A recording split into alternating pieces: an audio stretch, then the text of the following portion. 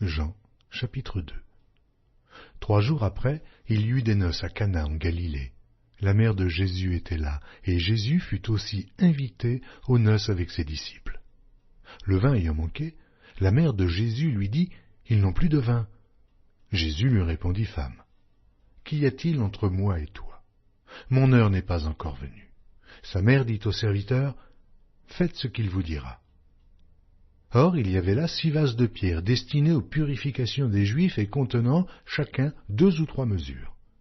Jésus leur dit « Remplissez d'eau ces vases », et ils les remplirent jusqu'au bord. « Puisez maintenant, leur dit-il, et portez-en à l'ordonnateur du repas. » Et ils emportèrent.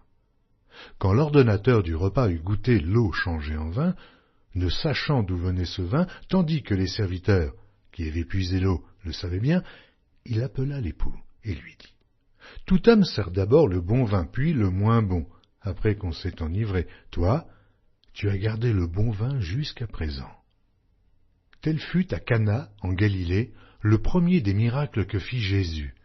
Il manifesta sa gloire et ses disciples crurent en lui. Après cela, il descendit à Capernaum avec sa mère, ses frères et ses disciples, et ils n'y demeurèrent que peu de jours. La Pâque des Juifs était proche, et Jésus monta à Jérusalem. Il trouva dans le temple les vendeurs de bœufs et de brebis, de pigeons et les changeurs assis. Ayant fait un fouet avec des cordes, il les chassa tous du temple, ainsi que les brebis et les bœufs, il dispersa la monnaie des changeurs et renversa les tables. Et il dit aux vendeurs de pigeons, « Ôtez cela d'ici, ne faites pas de la maison de mon père une maison de trafic. » Ses disciples se souvinrent qu'il est écrit, « Le zèle de ta maison me dévore. » Les Juifs, prenant la parole, lui dirent, « Quel miracle nous montres-tu pour agir de la sorte ?»